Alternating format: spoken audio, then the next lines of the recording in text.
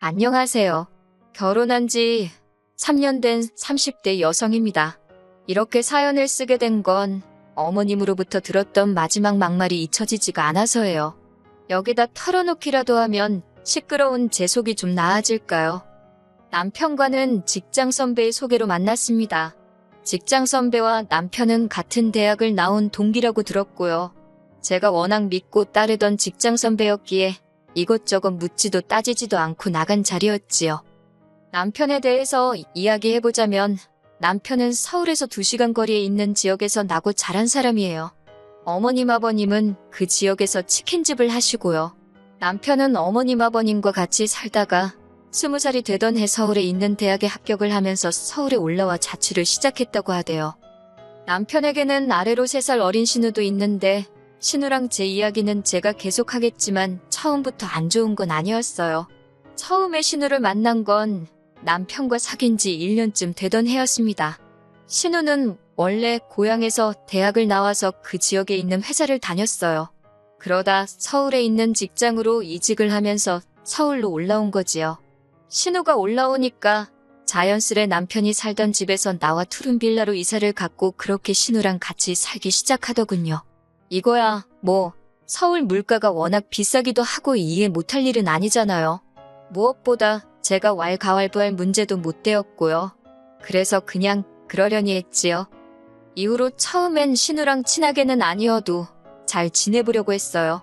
남편하고 결혼 이야기도 조금씩 오가고 있었으니 굳이 불편하게 지낼 필요는 없었으니까요. 게다가 신우랑 저랑 나이도 동갑이었거든요. 그래서 서로 선만 잘 지키면 아무런 문제도 없을 줄 알았네요.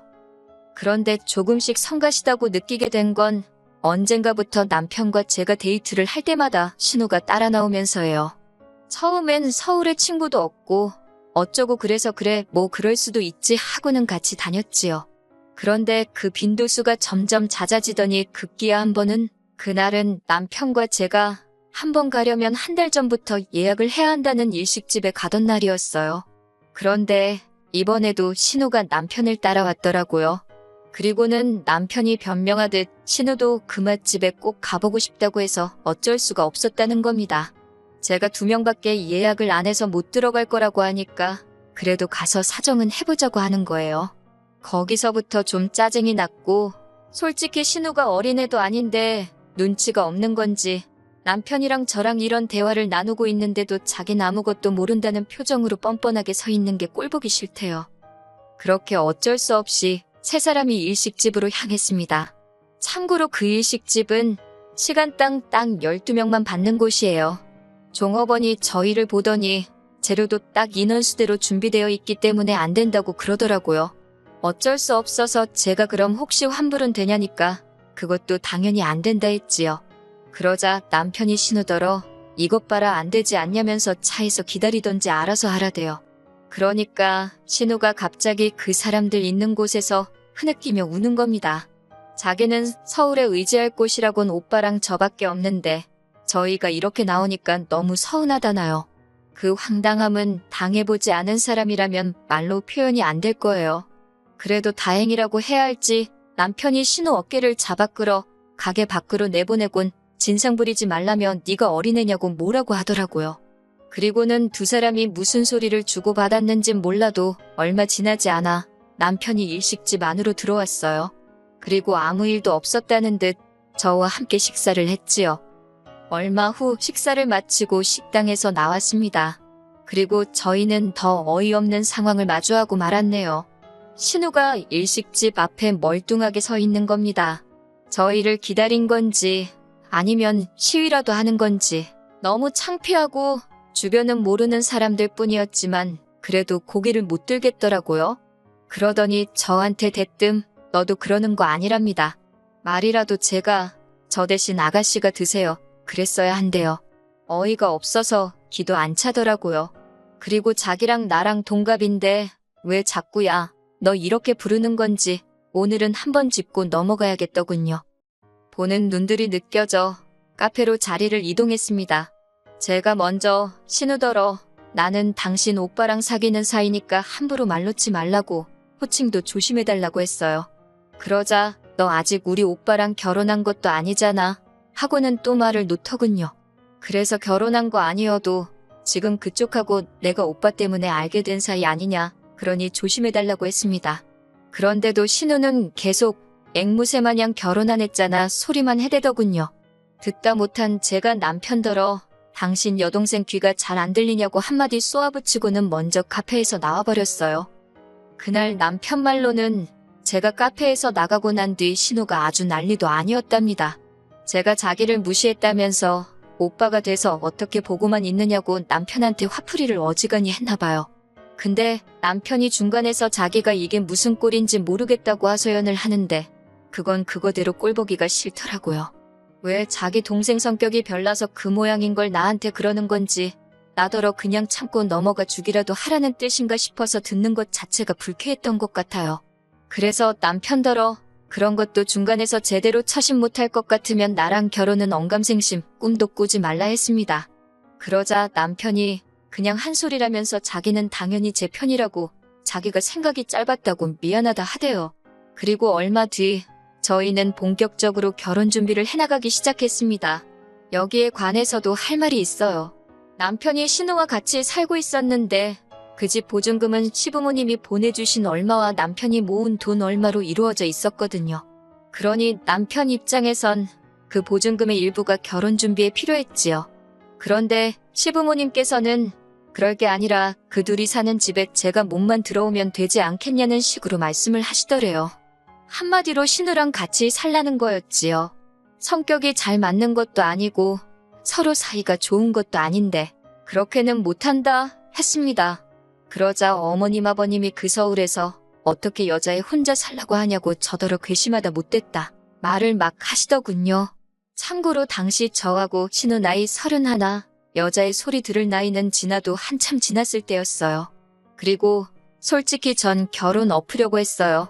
제가 뭐 남편에 비해 크게 부족한 사람도 아니었고 결혼 전부터 저렇게 막말을 하고 억지를 쓰시는데 결혼을 하면 얼마나 더 심하게 행동하실지 안 봐도 비디오였으니까요. 그런데 다행이라고 해야 할지 남편이 먼저 나서서는 어머님 아버님더러 저한테 말 막 하지 마시라고 화를 내대요. 저도 있는 자리에서 말이에요. 자기는 저 아니면 평생 아무하고도 결혼하지 않을 거라나 어쩐다나. 그래서 뭐 또 유야무야 없던 일이 되었어요. 이후로 신우와 제 사이는 완전히 틀어져서 결혼식 당일까진 말 한마디 제대로 해본 적이 없어요. 그리고 신우는 저희 결혼식에 추기도 안 했습니다. 단 돈 5만 원도요. 그 돈이 아쉬워서가 아니라 신우의 그 마음 씀씀이가 참 좁다 싶어서 실수가 나오대요. 그런데 제 여동생은 결혼 직전 셋이서 식사를 한 자리가 있었는데 거기서 200만 원을 주더라고요. 제 여동생은 저보다 4살이 어려요. 당시 막 회사에 다닌 지 2년 차였고요. 그리고 그렇게 두 여동생은 사사건건 비교를 안 할래도 비교가 되기 시작했습니다. 저희가 식을 올리고 얼마 지나지 않아 집들이를 하던 날이었어요. 첫 집들이 손님은 시부모님과 신우였고요. 처음에는 사다가 차려놓을까 그런 생각도 했는데 그래도 직접 하는 편이 보기 좋겠다 싶어서 이른 아침부터 우당탕탕 난리도 아니었지요. 그렇게 한상 차려내고 나니까 시부모님과 신우가 도착했고요. 그런데 아버님 손에 주방세제 선물 세트 하나 들려 있었습니다. 그리고 신우는 뭐 말해서 뭐예요. 기대도 없었지만 역시나 실망시키지 않더라고요. 맨손으로 와서는 음식 이것저것 먹어보면서 잔소리만 어지간히 해대고 갔거든요. 짜다 달다. 이건 양념이 어떻고 저떻고 뿐만 아니라 집안 여기저기를 구경하면서 인테리어가 어떻고 가구가 싸 보이고 어쩌고 저쩌고 정말이지 당장이라도 꺼지라고 한마디 해주고 싶더라니까요. 반면에 저희 친정 부모님과 여동생은 그렇지 않았어요. 일단 집들이라고 했는데도 여동생이 언니 혼자 음식하려면 힘들지 않겠냐면서 그냥 시켜 먹던가 나가서 먹자 그러더군요. 그리고 집은 구경만 하면 되지 그러면서요. 그래서 괜찮다고 하니까 그러면 내가 일찍 가서 좀 도와줄까? 그러고 묻대요. 그래서 마음만 고맙게 받겠다 했어요. 그리고 집들이 당일 친정 부모님께서는 뭘 사올래도 다 있을 것 같아서 그냥 현찰로 주신다며 100만 원 주셨습니다. 그리고 여동생은 뭐 백화점에서 유명한 디저트 세트랑 현찰 30만 원 주대요. 제가 결혼식 때도 축의금 많이 하지 않았냐. 이 돈은 받은 걸로 하겠다. 그냥 가져가라 했어요. 그런데 괜찮다면서 하나뿐인 언니인데 이 정도 못 해주겠냐며 기분 좋게 받아달라대요. 이후로도 이런 비슷한 일들은 번번이 있었어요. 명절이라던가 가족 모임이라던가 저나 남편의 생일 같은 날들마다 반복되었지요. 그리고 돈 들어가는 일은 언젠가부터 응당 저희 부부가 담당이었고요. 명절만 하더라도 장보는 비용 그리고 어머님 고생하신다고 해서 드리는 돈이 거의 100만 원 가까이 되었습니다. 물론 저도 내려가서 일을 하는 건 당연했고요. 신우는요. 데이트한다고 명절 연휴 내내 코빼기도 안 비추던걸요. 가족 모임도 저희가 하자는 것도 아니고 갑자기 어머님이나 아버님이 모이자 하셔놓고 외식을 하면 계산서는 슬며시 저희한테 밀어주시기 일쑤였습니다. 그럼 솔직히 2차로 카페를 가게 되면 그 정도는 어머님 아버님이나 하다못해 신우가 사야 하지 않나요? 그런데 그마저도 저희 담당이었으니 5 식구가 식사에 디저트까지 적게는 30만 원에서 많게는 50만 원까지 저희가 돈을 쌓아놓고 사는 사람들도 아니고 부담스러웠어요. 그리고 생일도 어머님 아버님 생신 때는 외식의 용돈이 기본이었지만 저희 같은 경우 제 생일이야 말할 것도 없고 남편 생일에도 축하한다 말뿐이시대요. 반면에 저희는 명절이면 친정 부모님은 여행을 가시거나 아니면 저희 오라고 해서 한상 차려주기 바쁘셨고요. 가족 모임도 저희가 돈 낼까봐 어느샌가 친정아버지가 먼저 계산하시기 일쑤셨어요. 제가 낸다고 하면 네 아버지 아직 팔팔하다며 괜찮다 하시는 분이셨거든요.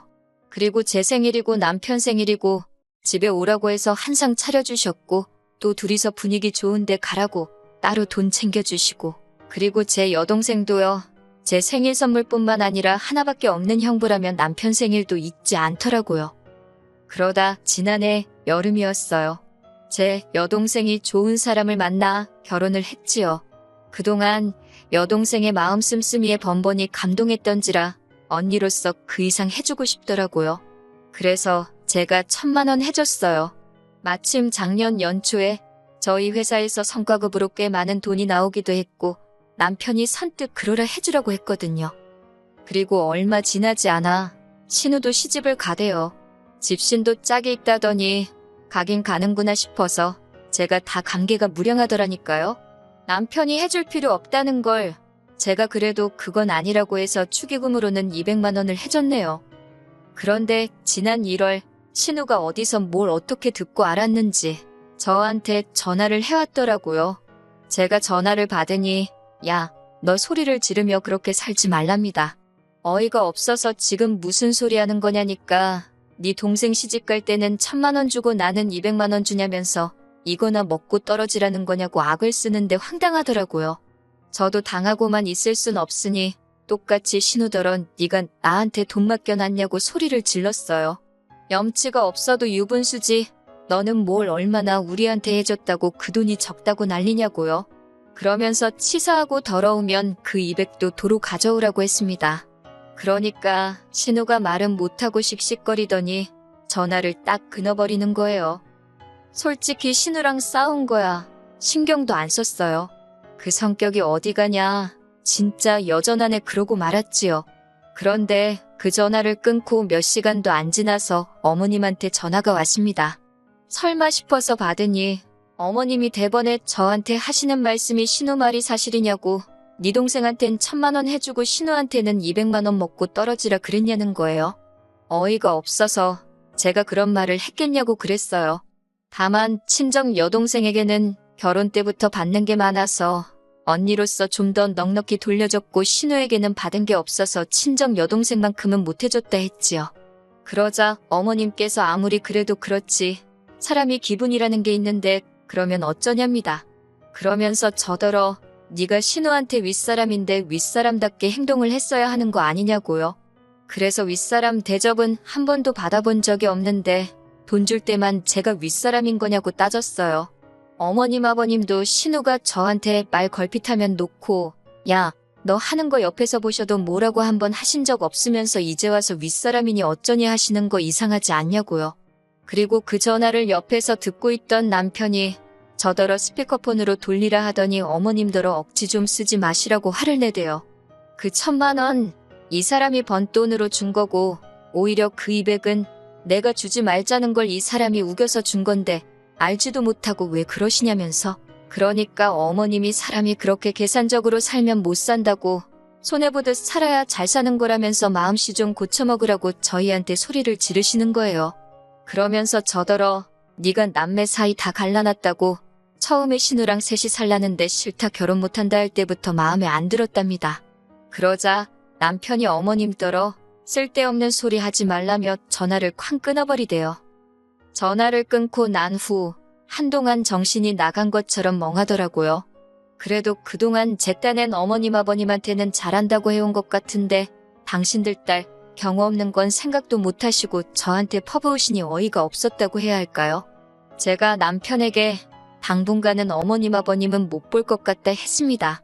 그러자 남편도 자기가 할 말이 없다며 저 편할 대로 하래요. 제 앞에서 얼굴을 못 들겠다면서요. 이후로 매달 보내드리던 용돈과 생활비를 끊었습니다. 그리고는 지난 설에도 아버님 생신 때도 시댁에 안 내려갔어요. 돈도 당연히 안 보냈고요. 어머님 아버님이 그동안 마음에도 안 드는 저를 그렇게 찾아대신 건 다 돈 때문이었다 생각하니 돈을 안 드리는 것 말고는 달리 떠오르는 방법이 없었거든요. 그러자 저한테 문자로 하시는 말씀이 자식 새끼가 돼가지고 늙은 부모 상대로 치사하게 돈 가지고 그러는 거 아니랍니다.